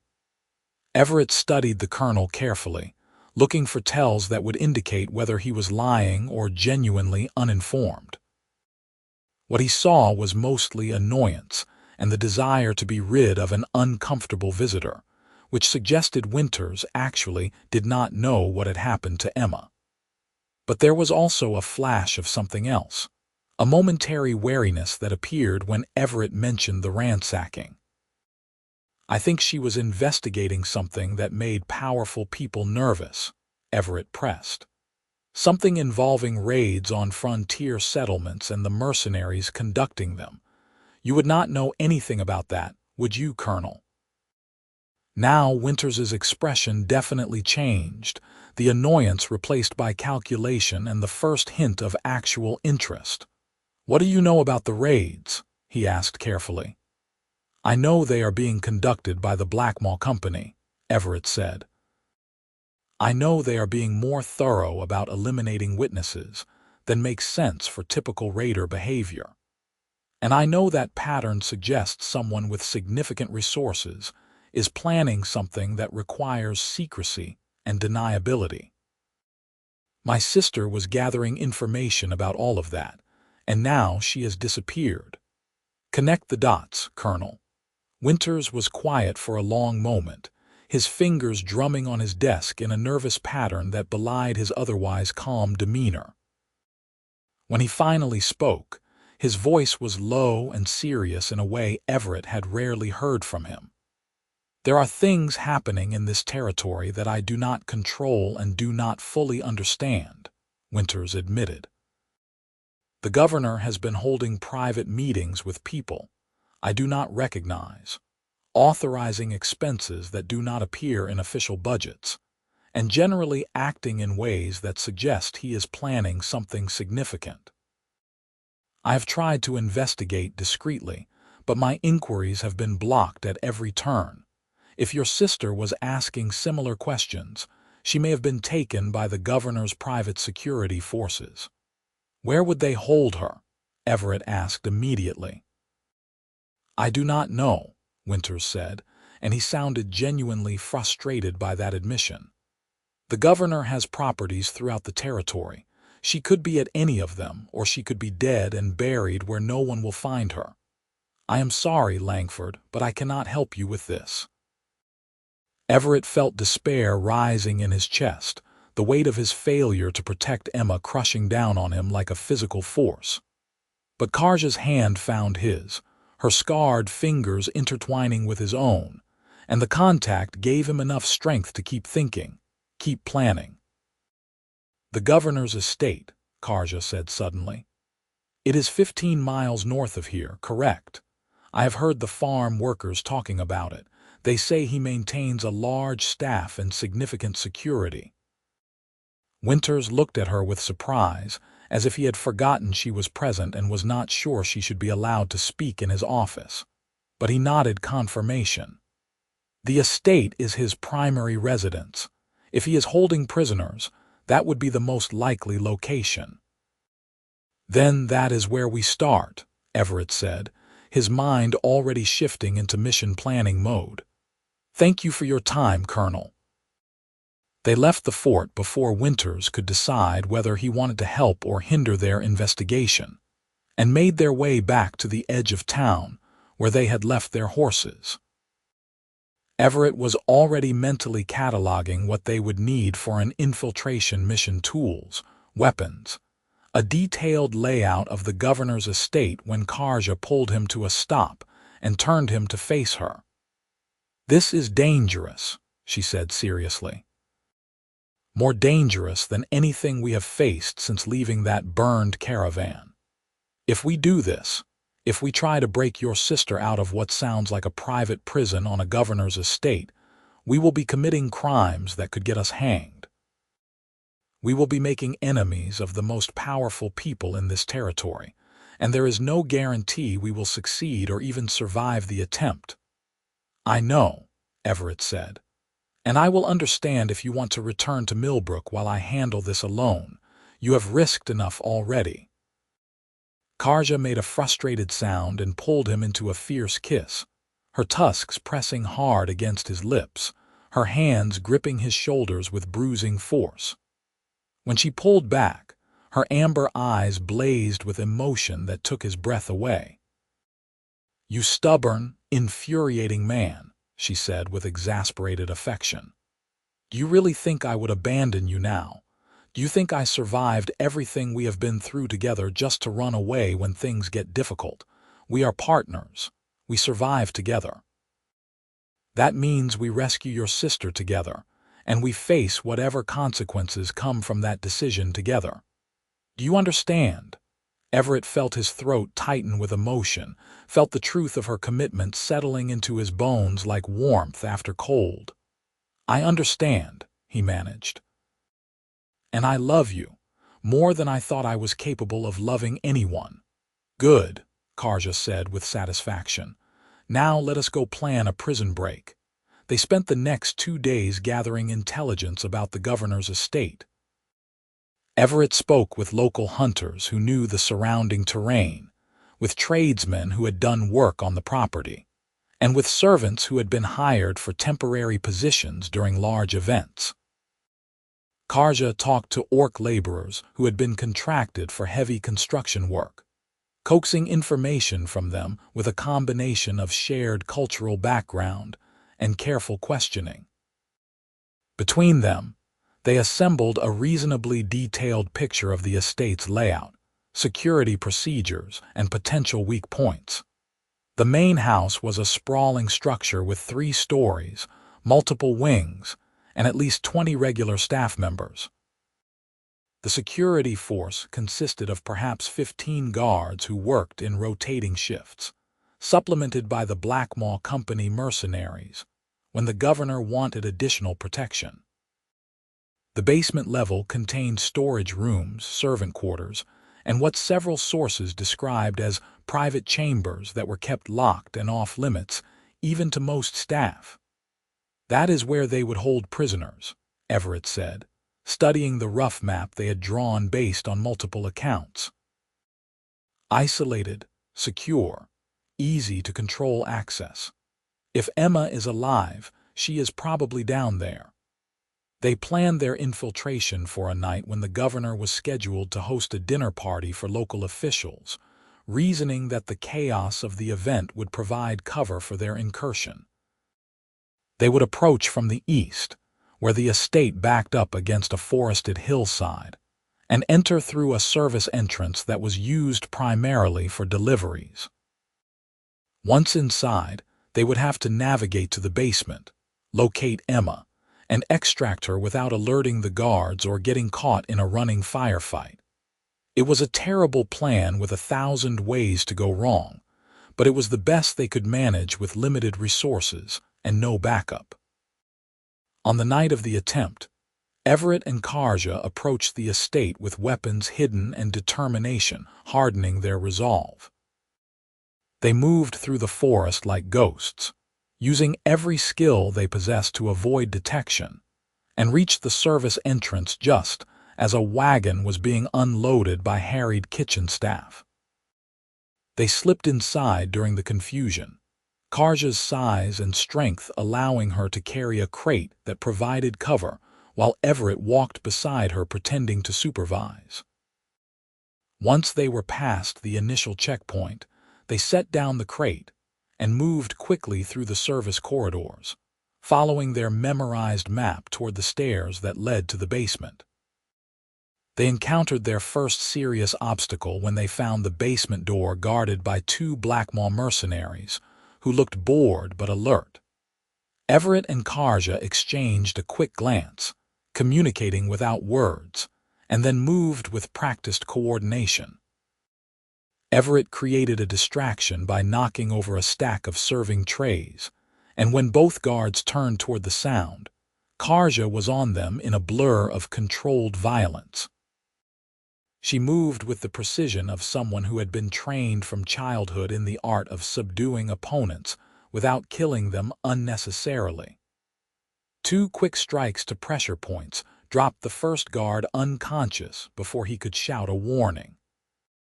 The second guard managed to reach for his weapon, but Karja's hand closed around his throat and squeezed, cutting off both blood flow and air until he too slumped into unconsciousness.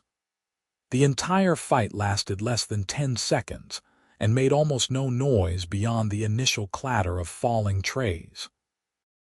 They dragged the unconscious guards into a nearby storage room, bound and gagged them with torn strips of their own clothing, and then descended the stairs into the basement. The corridor below was dimly lit by oil lamps, lined with doors that were uniformly closed and locked.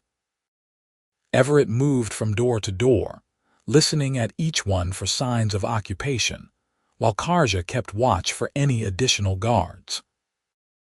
At the 5th door, Everett heard the sound of quiet crying, a woman's voice reciting something that might have been a prayer or a recipe or a childhood rhyme, the kind of sound someone made to hold on to sanity in isolation.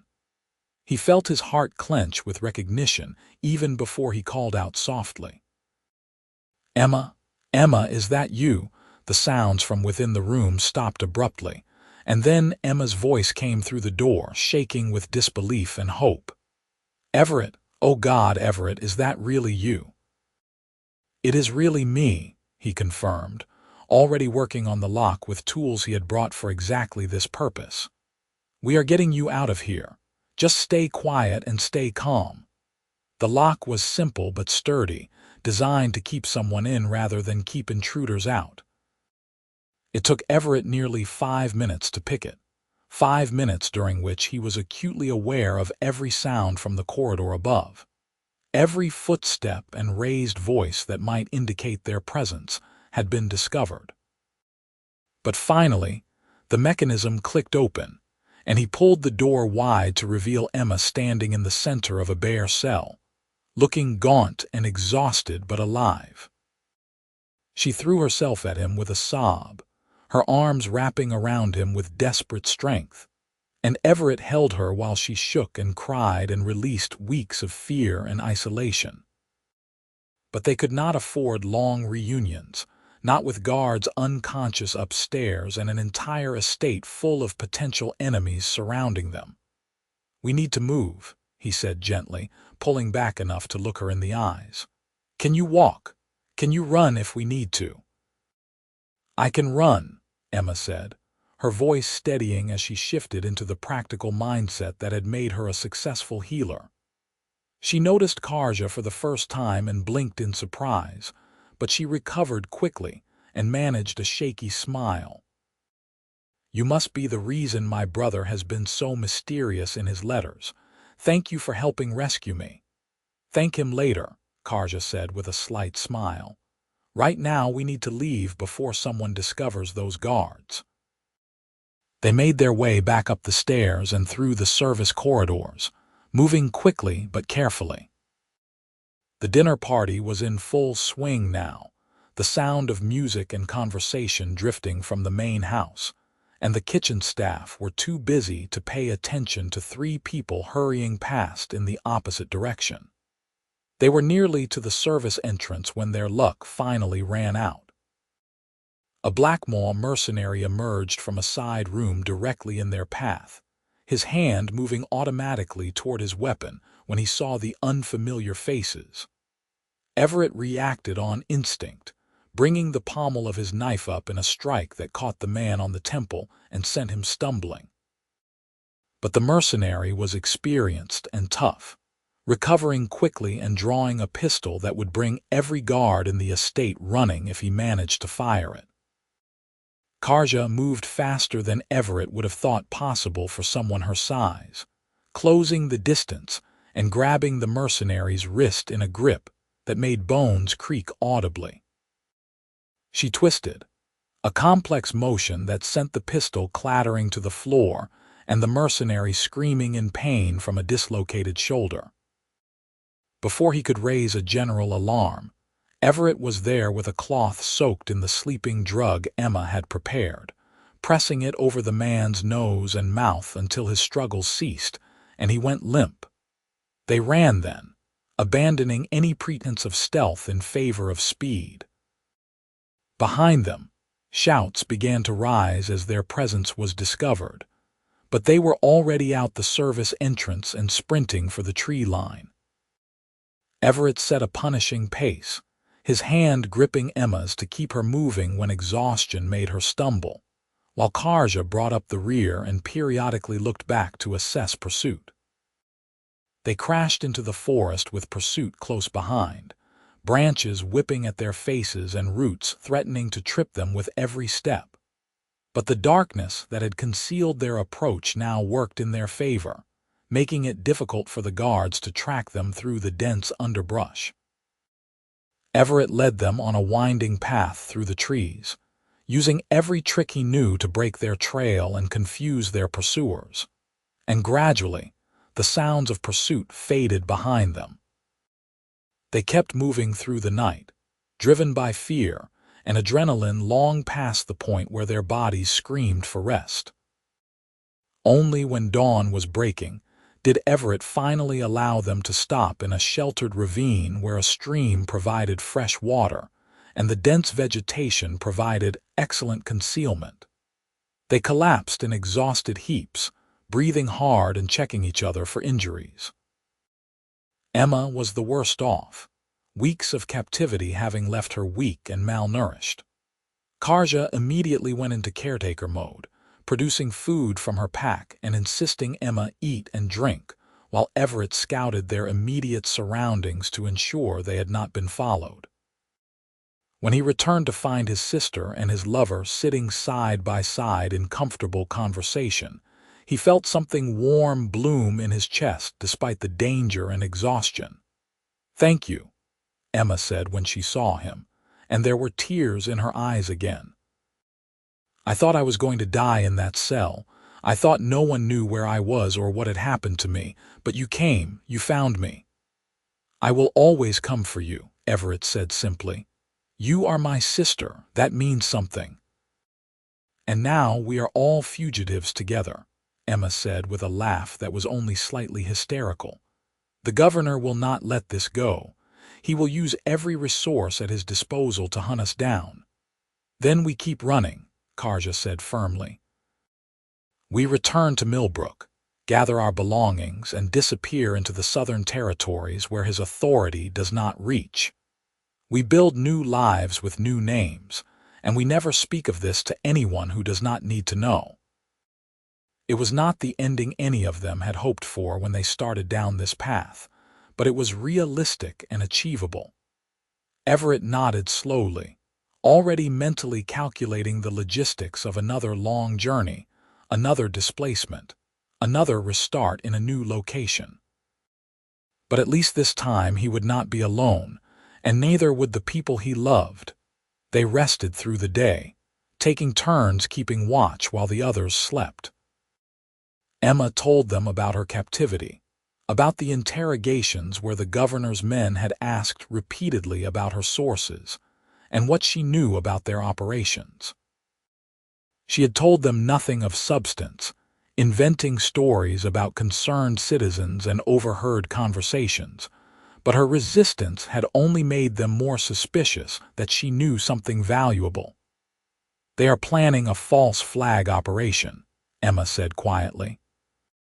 I overheard the guards talking about it when they thought I was asleep. They are going to stage an attack on a human settlement and frame an orc clan for it. They think if they can engineer a public outcry demanding military action, the territorial government will authorize a full-scale invasion of orc lands. The resources they could seize would make everyone involved very wealthy. Everett felt sick at the implications, at the calculated cruelty of condemning hundreds or thousands of people to death for profit. Beside him, Karja's expression had gone cold and hard, her hands clenching into fists that spoke of barely controlled rage. We have to stop them, she said flatly. We have to find a way to expose this before they can execute their plan. We do not have the resources or the authority to stop them, Everett said, hating the words even as he spoke them. We are 3 fugitives with no evidence beyond hearsay. Who would believe us? Someone has to believe us, Karja insisted. Because if we do nothing, my people will pay the price for human greed, and I will not live with that on my conscience. Emma looked between them, and then reached out to take both their hands in her own. There is someone who might help, she said slowly. Judge Catherine Morgenthau in the territorial capital. She has a reputation for integrity and independence, and she has ruled against the governor before on matters of civil rights. If we could get our testimony to her, if we could provide enough detail about the conspiracy for her to launch an official investigation, she might be able to stop this before it starts. The capital is 3 weeks away, Everett said. And traveling there would mean passing through territory where we are now wanted criminals. The risk is enormous. The risk of doing nothing is greater, Karja said firmly. If there is even a chance we can prevent a massacre, we have to take it. Everett looked at her, at the fierce determination in her amber eyes, at the strength and courage that had carried her through so much hardship already. He thought about the orc villages that would burn if they did nothing, about the human soldiers who would die fighting a manufactured war, about the cycle of violence and hatred that would continue for another generation. And he knew, with the certainty that came from deep moral conviction, that Karja was right. Then we go to the capital, he said. All 3 of us together. We tell our story to Judge Morgenthau, and we pray that justice still means something in this world. The journey to the territorial capital took 4 weeks instead of 3, slowed by the need to avoid populated areas and the complications of traveling with Emma, who was still recovering from her ordeal. They moved through wilderness when possible, purchased supplies from isolated homesteads with cash, and no questions asked, and slowly made their way east toward the seat of territorial government. Along the way, they bonded in the manner of people who shared danger and purpose.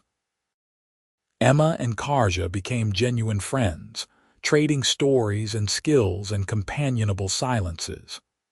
Emma taught Karja about herbal medicine and the finer points of human social customs.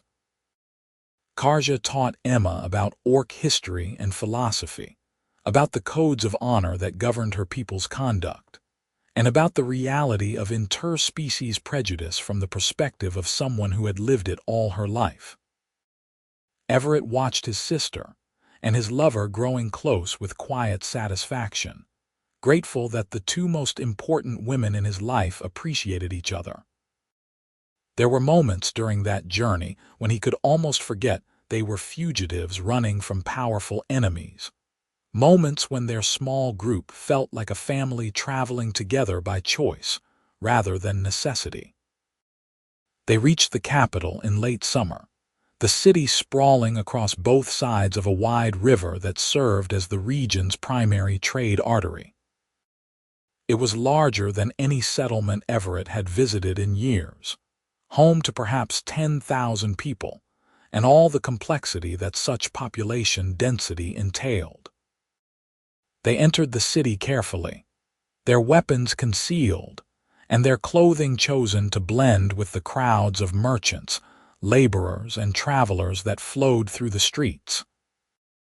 Finding Judge Morgenthau proved easier than expected. She maintained a public office in the courthouse, where citizens could petition for her attention on matters of civil justice. The challenge was getting an audience with her when they were wanted criminals, whose presence in the city was inherently risky. After some debate, they decided that Emma would approach the judge alone, using her status as a healer and the relative anonymity of her appearance to gain entry where Everett and Karja would be recognized and arrested on sight. Emma disappeared into the courthouse while Everett and Karja waited in a small park across the street, trying to look like an ordinary couple enjoying the afternoon sun, rather than two people whose lives depended on what happened in the next hour. Everett held Karja's hand and tried not to imagine all the ways this could go wrong, tried not to think about guards pouring out of the courthouse to arrest them. When Emma finally emerged, she was not alone. Walking beside her was a severe-looking woman in her 60s, her gray hair pulled back in a tight bun, and her dark eyes sharp with intelligence. She crossed the street with the confidence of someone accustomed to authority and approached their bench without hesitation. "I am Judge Catherine Morgenthau," she said without preamble. "Your sister has told me an interesting story about conspiracy, murder, and planned atrocities. I want to hear it directly from you both in detail, and I want to examine any evidence you possess. My chambers are private and secure. Will you come with me?" Everett and Karja exchanged a quick glance, a moment of silent communication that weighed trust against suspicion and hope against fear. Then they stood together, their hands still joined, and followed the judge back toward the courthouse. Judge Morgenthau's private chambers were exactly as she had promised, a comfortable room lined with law books, and decorated with a restraint that suggested someone who valued substance over appearance. She poured them tea from a pot that sat on a side table, gestured for them to sit in chairs positioned before her desk, and then settled into her own seat with the air of someone prepared to listen as long as necessary. For the next 3 hours, they told her everything. Everett described finding Karja at the burned caravan, the tracks he had followed, the evidence of Black Mall Company involvement. Karja recounted her captivity, the attack, the conversations she had overheard. Emma provided details about her investigation, her abduction, and the intelligence she had gathered while imprisoned at the governor's estate. They laid out the entire conspiracy as they understood it, from the initial raids through the planned false flag operation. And they answered every question the judge posed with as much honesty and detail as they could provide. When they finished, Judge Morgenthau was quiet for a long time, her fingers steepled beneath her chin and her expression unreadable. Finally, she leaned forward and fixed them with a gaze that felt like it could see straight through to their souls. "What you have told me is extremely serious," she said carefully. "If true, it represents corruption at the highest levels of territorial government and conspiracy to commit war crimes. But you must understand that I cannot simply take your word for these allegations, no matter how compelling your testimony. I need evidence, corroboration, something that will stand up to legal scrutiny and political pressure." "We have the names of the mercenaries," Emma offered. "The ones who guarded me mentioned several by name, and we know the approximate timing of the planned attack within the next 6 weeks, before the autumn harvest." "That is a start," Judge Morgenthau said.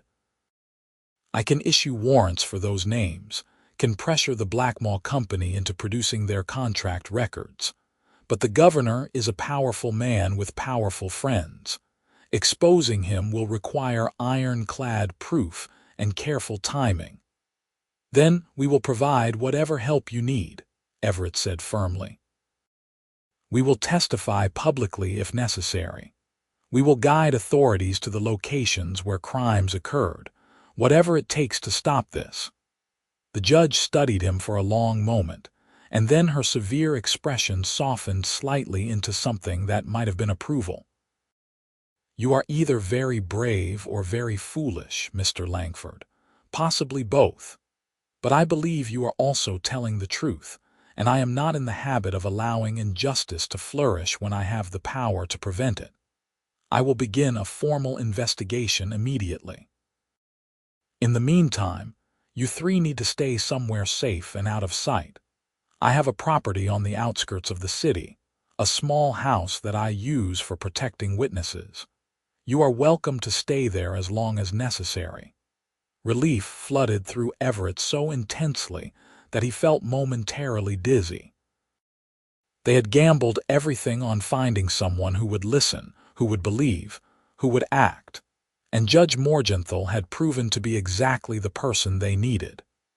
He reached for Karja's hand again, needing the physical contact to ground himself in this moment of unexpected hope. The next 6 weeks were a strange mixture of safety and tension. Judge Morgenthau's safe house proved to be exactly as advertised, a comfortable cottage with a small garden, located far enough from the city center to provide privacy, but close enough that supplies and information could reach them easily. They settled into a domestic routine that would have been pleasant if not for the weight of what they were waiting for. Judge Morgenthau visited them regularly with updates on her investigation. She had arrested 3 Blackmaw Company mercenaries on unrelated charges and was using the threat of long prison sentences to encourage cooperation. One of them had cracked and provided detailed testimony about the governor's involvement in the raids, including financial records that showed regular payments from the governor's private accounts to the mercenary company. Armed with this evidence, the judge had secured warrants to search the governor's properties and interrogate his close associates.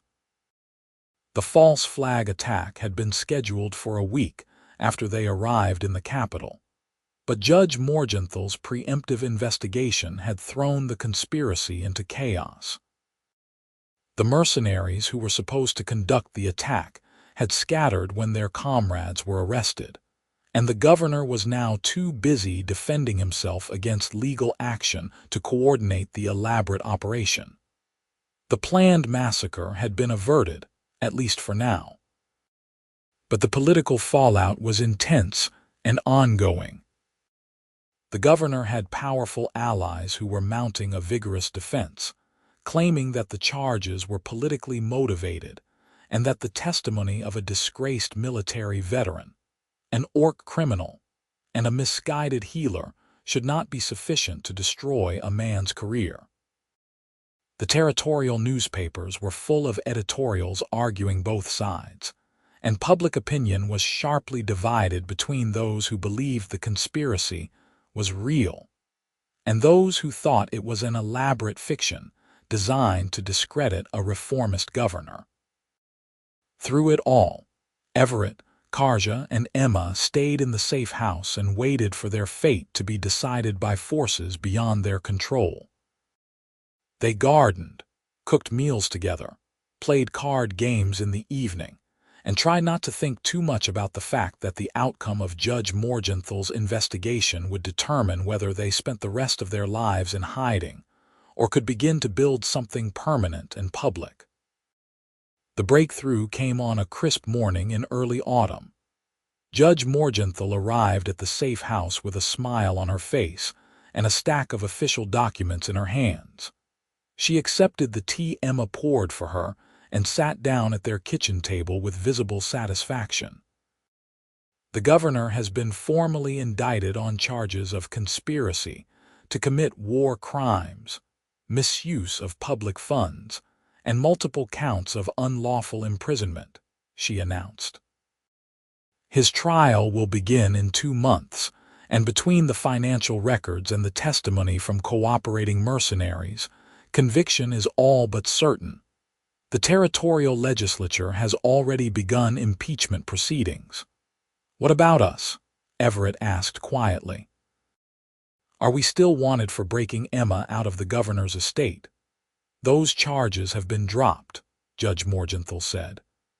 Given that Emma was being held illegally and was under threat of imminent harm, your actions qualify as justified rescue rather than criminal trespass. You are free to return to your lives without fear of arrest.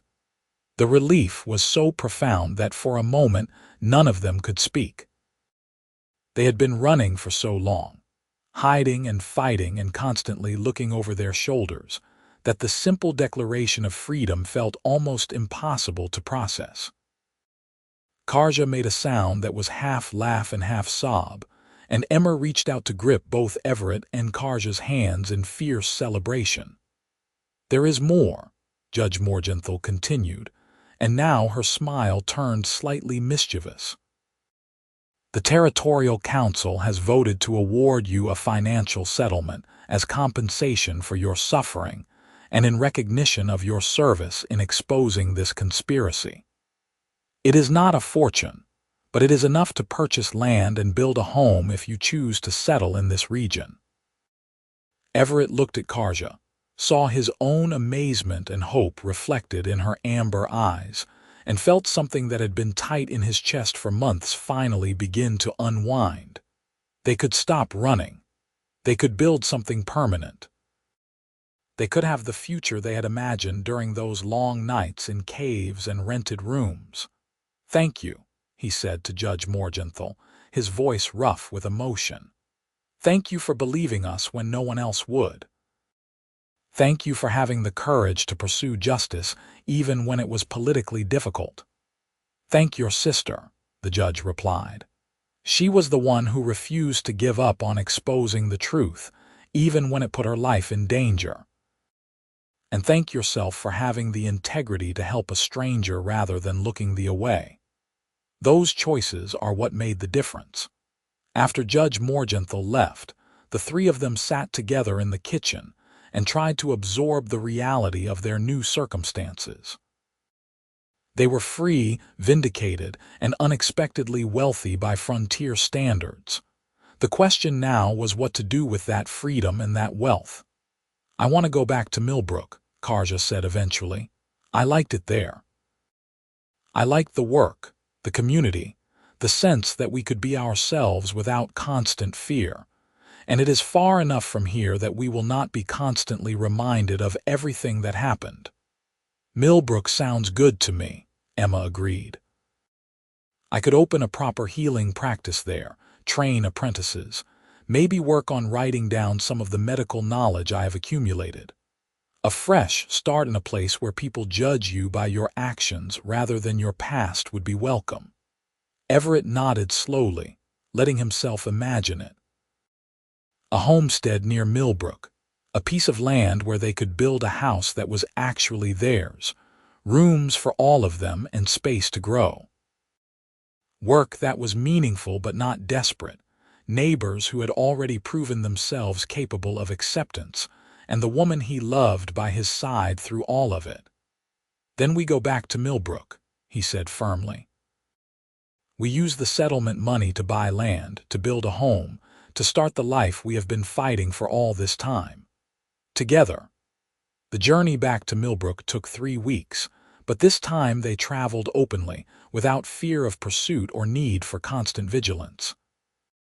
They purchased horses with some of their settlement money, along with supplies and equipment that would have been impossibly expensive during their fugitive days. Emma rode between them, her own horse laden with medical supplies and books, chattering happily about her plans for her new practice.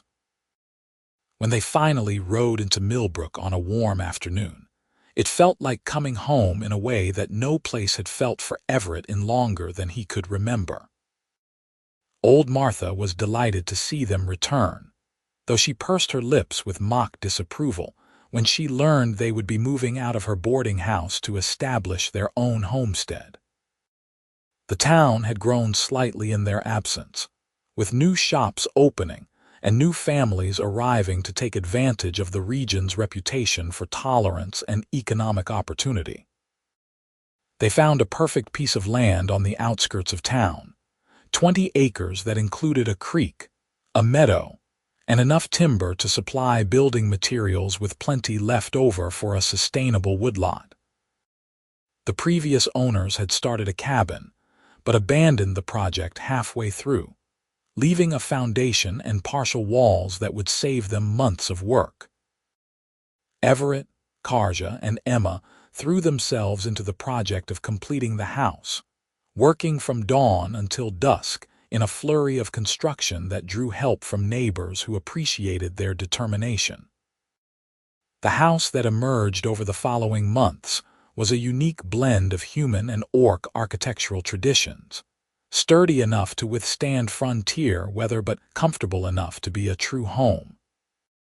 It had 3 bedrooms, a large common area, a kitchen that Emma declared perfect for her needs, and a covered porch where they could sit in the evenings and watch the sun set over their land. They planted a garden, built a small barn for their horses, and established patterns of daily life that felt both ordinary and miraculous after so much upheaval. Emma opened her healing practice in a small building in town, quickly gaining a reputation for skill and compassion that drew patients from across the region. She trained 2 apprentices, both young women eager to learn the healing arts, and spent her evenings writing a comprehensive medical manual that she hoped to have published someday.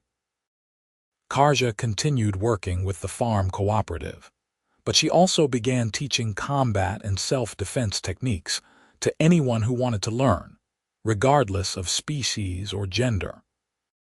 Her classes were popular, and she discovered she had a gift for instruction that channeled her warrior training into something constructive and empowering. Everett split his time between scouting work and managing their homestead, finding satisfaction in the balance between wilderness skills and domestic cultivation. He wrote occasional reports for the territorial militia about conditions on the frontier, but he was careful never to take assignments that would separate him from Karja for more than a few days at a time. On a cool evening in late autumn, almost a year after they had first arrived in Millbrook, Everett found himself sitting on their porch with Karja, watching the stars emerge and feeling contentment settle over him like a warm blanket. They had survived so much to reach this moment: violence, betrayal, exhaustion, fear, but they had survived it together, and that made all the difference.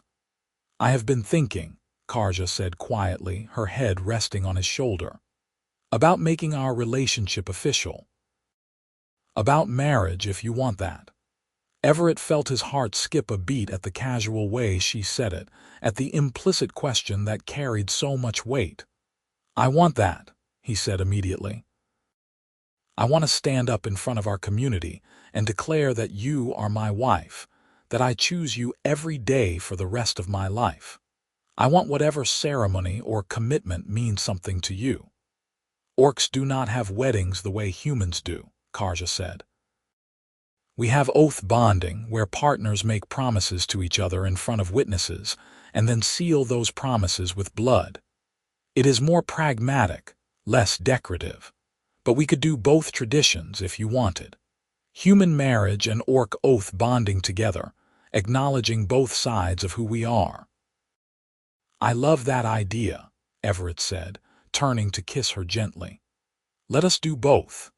Let us make promises to each other in every way that matters, and let everyone know that what we have built together is permanent and unbreakable."